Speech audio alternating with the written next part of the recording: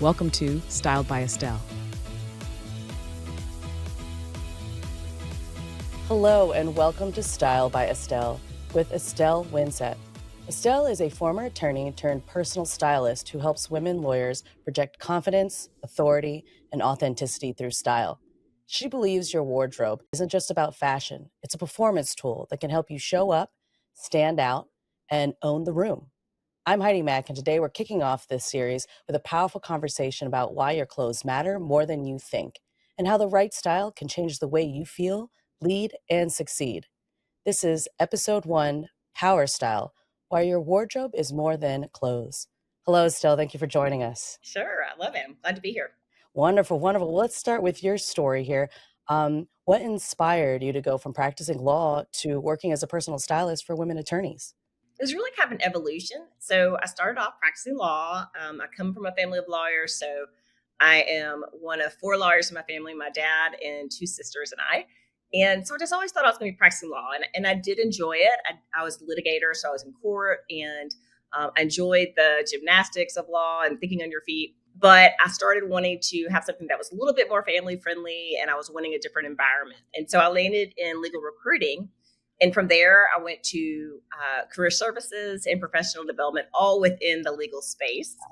And I started helping women on the side with their style. It was something that a passion I'd had that was reignited later in life. And I realized that there were a lot of women out there who really struggled with their style. And for me, it came easily. And I also realized along the way that it was so much more than style and the clothes, but it was the confidence that women got once they felt really good in their clothes and in their skin.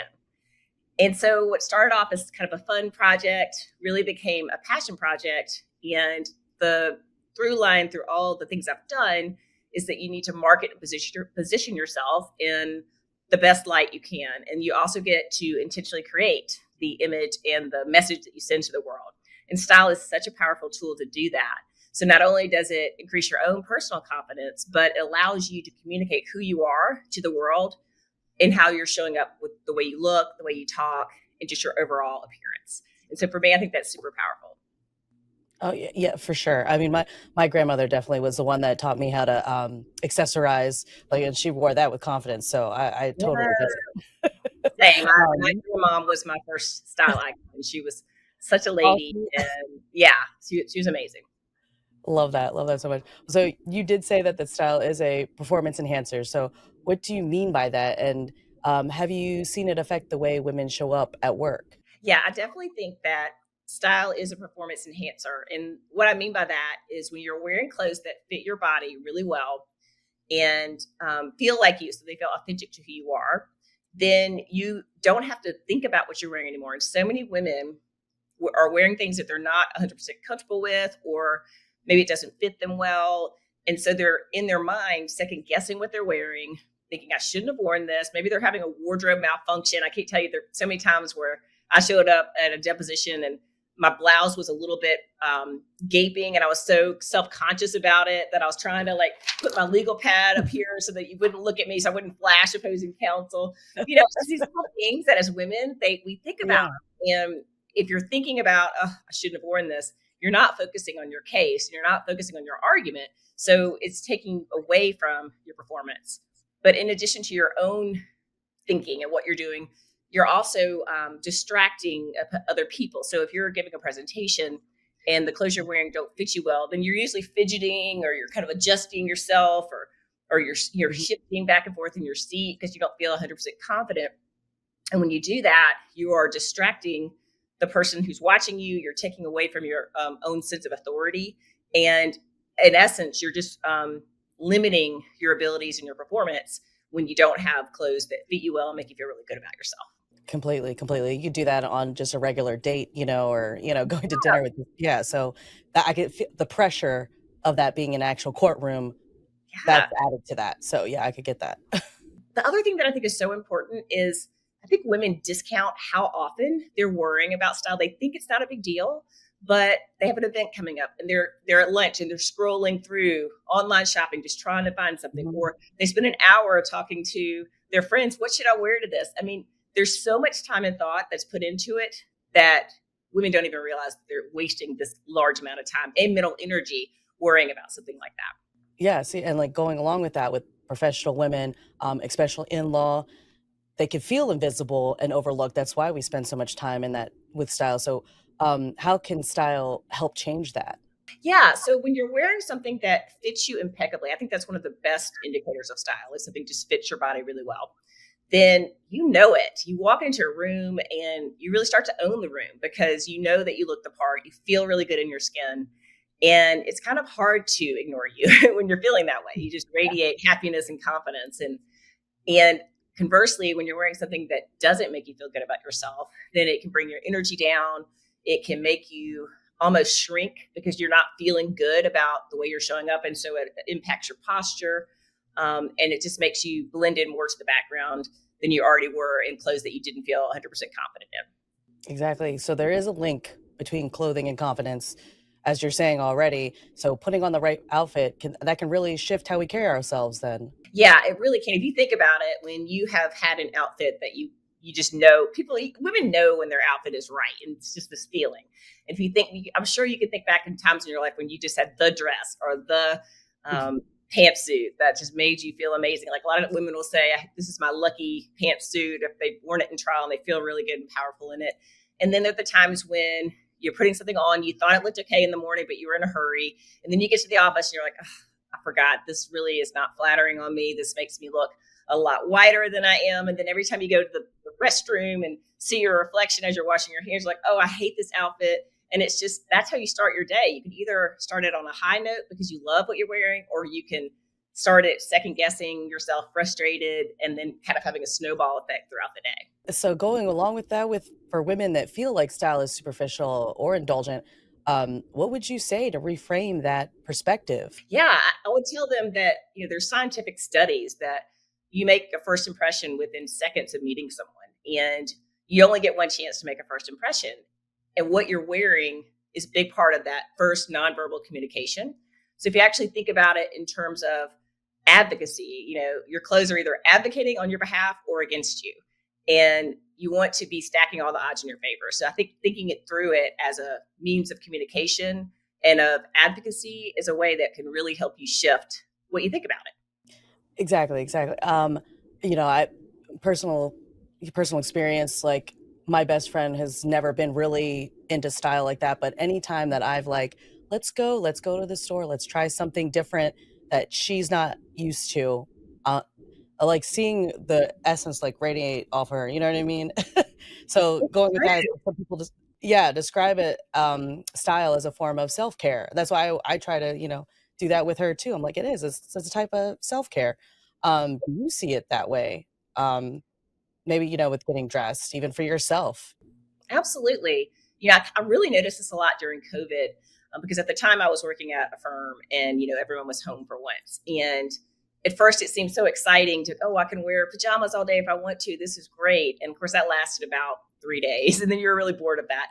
But what I realized is, throughout the day, even if I saw no one at the firm, I saw myself. And if I hated the way I looked, if I was wearing some old, sweatpants or something that wasn't flattering and hair on top of my head, I would just be like, oh, you just see yourself when you're not dressed the part, and then that just makes you feel bad about yourself.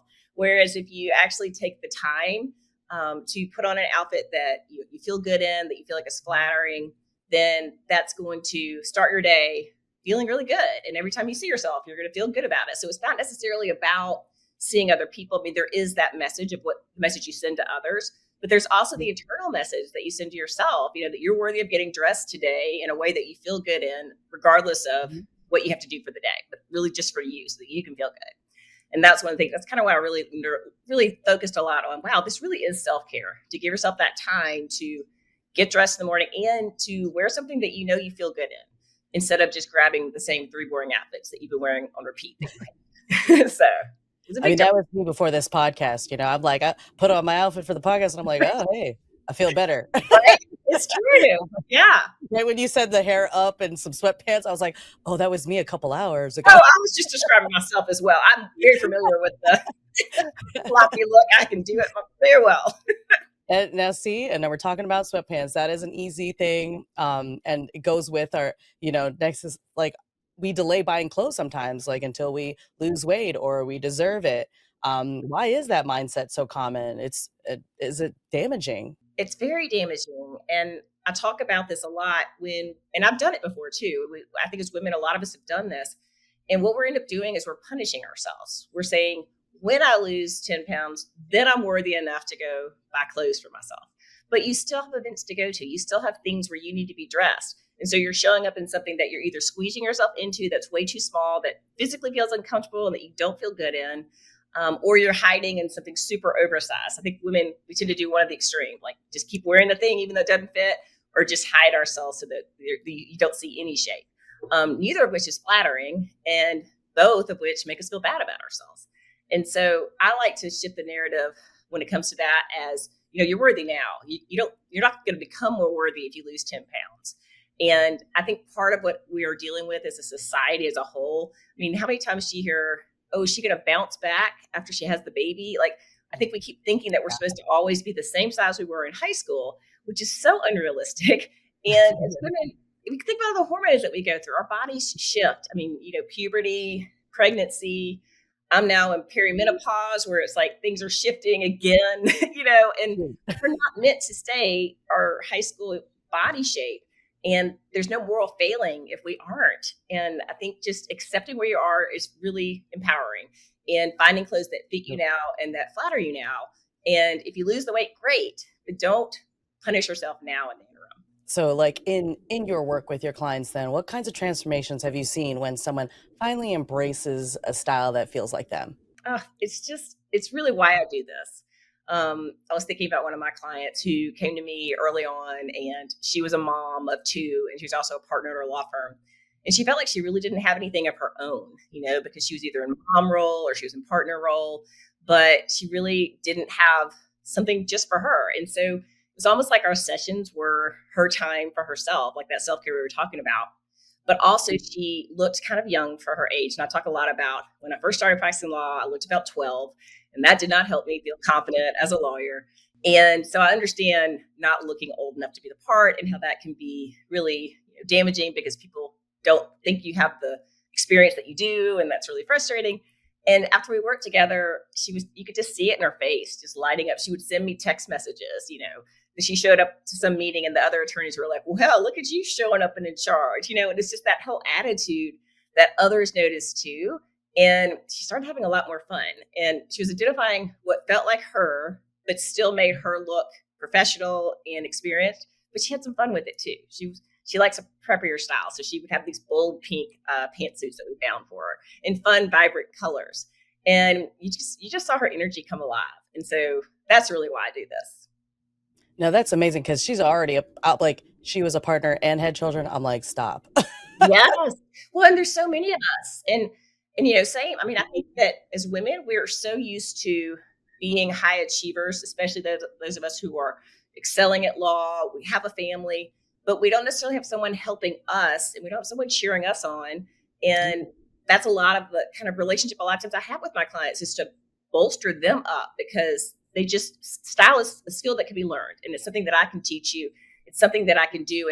And the reason I'm so passionate about this is that style, in my opinion, is one of the quickest ways to establish authority and confidence. You can go to therapy for a year, or you can have a really good wardrobe that you love. You choose. I'd rather take the couple of months to a great wardrobe and really feel good about myself.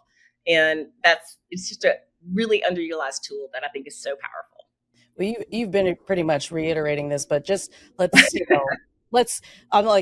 just one last thing here for the people listening today who feel stuck, who are uninspired in their wardrobe. What's one small shift that they could make to start feeling more powerful just right away? I would say stop saving your good clothes for special occasions.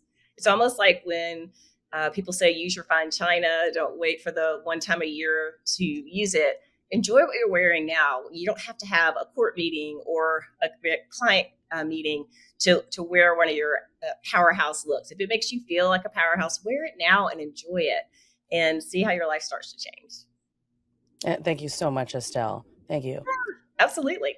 And thanks for listening to today's episode of Style by Estelle. If you're a woman in law ready to stop blending in and start owning your confidence, visit EstelleWinsett.com. That is ESTELLEWINSETT.com to learn more. Don't forget to like, leave a review, and subscribe so you don't miss the next episode. Thank you so much. Thanks for watching. Be sure to hit that like and subscribe button and leave us a review in the comments.